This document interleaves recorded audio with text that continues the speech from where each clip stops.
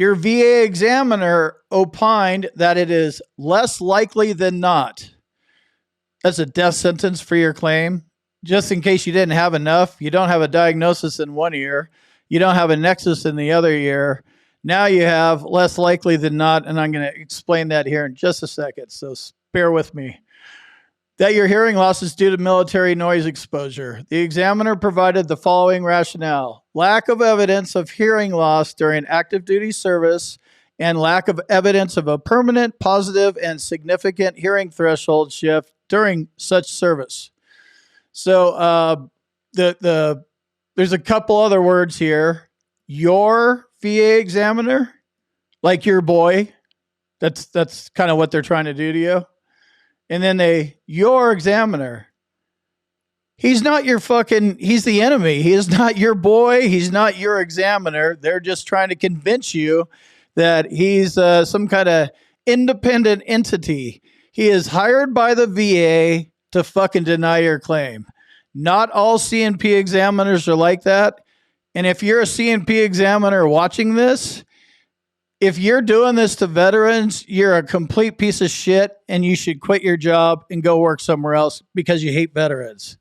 You can hate veterans. That's why we fought for this country. We can have free thoughts, free speech. But if you hate veterans, quit working for LHI, VES, and QTC and go work somewhere else. And maybe you should take up kids. But then you'll probably be a dick there and whatever. End rant. So, not your CNP examiner, right? Another point that I would like to make is hearing loss claims are not tinnitus claims.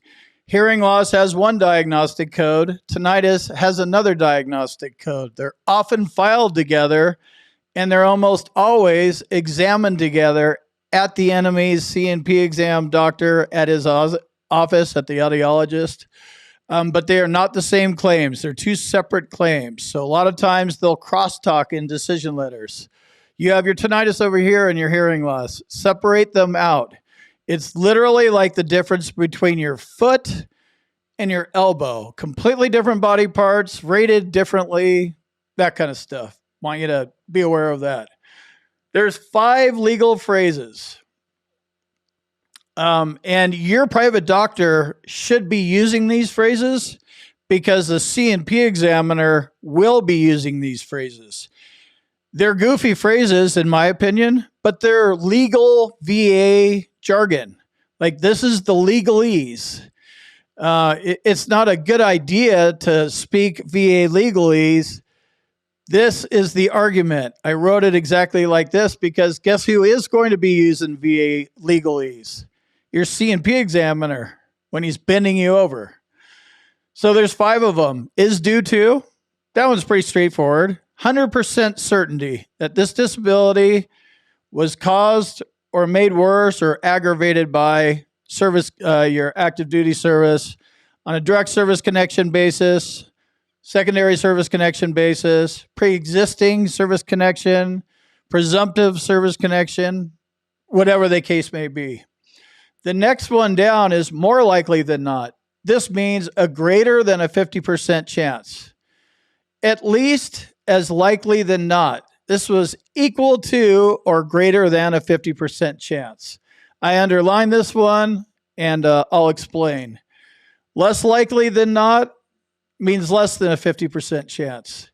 Is not due to is a 0% chance. So the main thing that you need to take away from all this verbiage is if you have any doctor, whether you hire them or a CNP examiner, if they give you these 2, your claim's dead. It ain't happening. Nexus is not established. These 3 are good. So go for good. Don't go for bad. Now, this one is really weird for normal people that haven't seen this language. At least as likely than not. Like, whatever. I'm not like super college educated, but I wasn't even speaking like that in kindergarten. It's just a weird standard, but essentially it means equal or greater than a 50% chance. There's a tie goes to the veteran rule.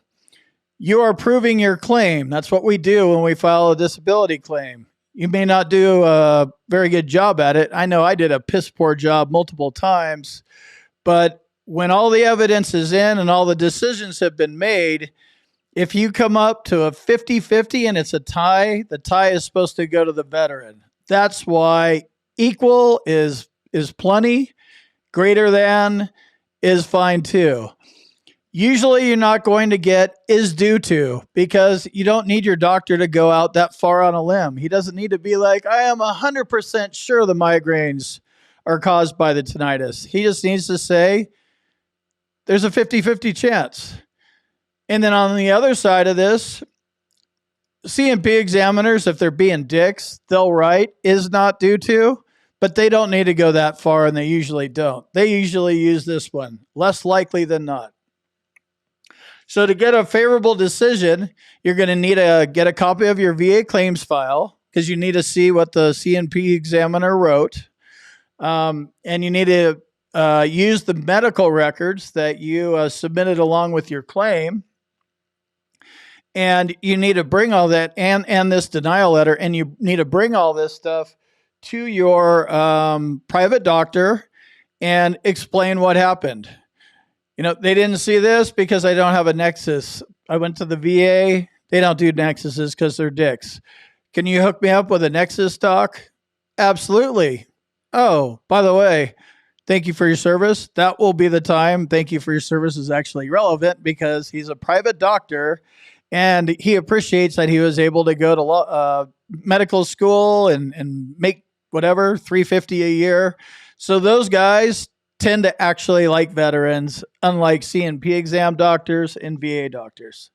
I don't have no clue why they just don't like us. They should clear them all out. So that's how you get a favorable decision. You challenge the C&P exam with medical evidence from a private doctor, and your private doctor basically looks at the circumstances, you know, pre-filing claim, but really all you're doing here is just trying to appeal this claim. And then he's just going to go through and say, nope, guy's a moron, didn't use the right tools. That's not an audiologist test. He was using a goniometer or whatever, or this dumb shit did a range of motion test when he's supposed to be doing hearing tests. So however he's going to argue it, like I said, there's a lot of ways to argue these things. Now there's one more thing that you should consider. I'm not saying don't go after hearing loss claims. If you currently are not service connected for hearing loss, being service connected for hearing loss at 0% is better than not service connected, because you can file secondaries, although it gets a little tricky, but you could do it. Hearing loss, here's how it works. Here's the bottom line. So you win your claim. You go pay money for a private doctor, all this stuff. The VA is going to come back, stick hearing aids in your ears, and then say, there you go, you don't have a problem. And you're going to be like, what do you mean? I'm 23. Yeah, we don't care about your age. This is where that age kind of works against you when you're younger. But when you're older and you're trying to do TDIU claims and things, and you're in your 80s or 90s, they can't use your age against you then either. In most cases, they can't use your age against you. But they're going to just be like, hey, man, you got hearing aids and you hear fine, right? Like, yeah, but I got hearing aids. That's not the way they look at it. You hear fine. That means you no longer have a disability. Well, sometimes the batteries die. Well, then charge them. Like, it's just, that's the way they look at it. I don't agree with it. Obviously, I don't agree with a lot of goofy stuff the VA does. Let me jump in here real quick and tell you about my boot camp. If you want to learn more about the VA claims process, check out my boot camp. You can talk to me live. There's a link on the website and in the description, combatcraig.com. And also, if you need medical evidence like a nexus or documenting your symptoms properly, go to our website, combatcraig.com, and it says medteam/nexus letters. Click on that link, fill out the form, boom, you're done.